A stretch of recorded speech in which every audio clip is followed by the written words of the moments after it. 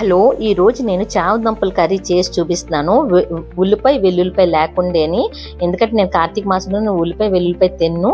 అందుకే ఏ విధంగా నేను వండుకుంటానో ఆ విధంగా మీకు కర్రీస్ చేసి చూపిస్తాను.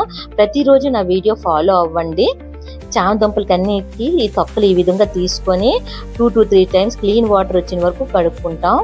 దాన్ని ఎందుకంటే జిగురు ఉంటుంది కదా, బాగా కడుక్కోవాలి. మనం ప్యాన్ తీసుకొని ప్యాన్లోని ఉప్పు, కారం, పసుపు, పచ్చిమిర్చి, కరివేపత్తా వేసుకొని వాటర్ వేసుకొని మూత పెట్టుకొని మనం మధ్య మధ్యని చెక్ చేసుకోవాలి ఉడికిందా లేదా అనేది. కొంచెం మెత్తగా ఉడికిన వరకు మూత పెట్టుకోవాలి. ఇగో ఈ విధంగా మెత్తగా ఉడికిపోయిన తర్వాత మనం ఒక పేస్ట్ తయారు చేసుకుంటాం కర్రీ గురించి. కొబ్బరికూరు, కరివేపత్తా, జీలకర్ర ఈ మూడును పేస్ట్ చేసుకోవాలి.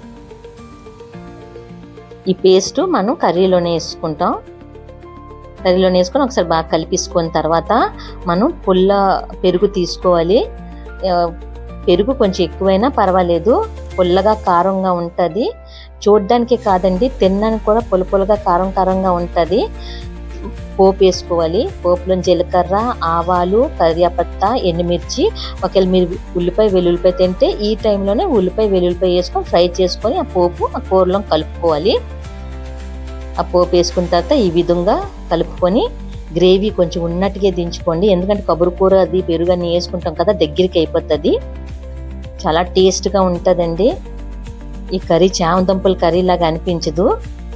మీరు ఒకసారి చేసి చూడండి.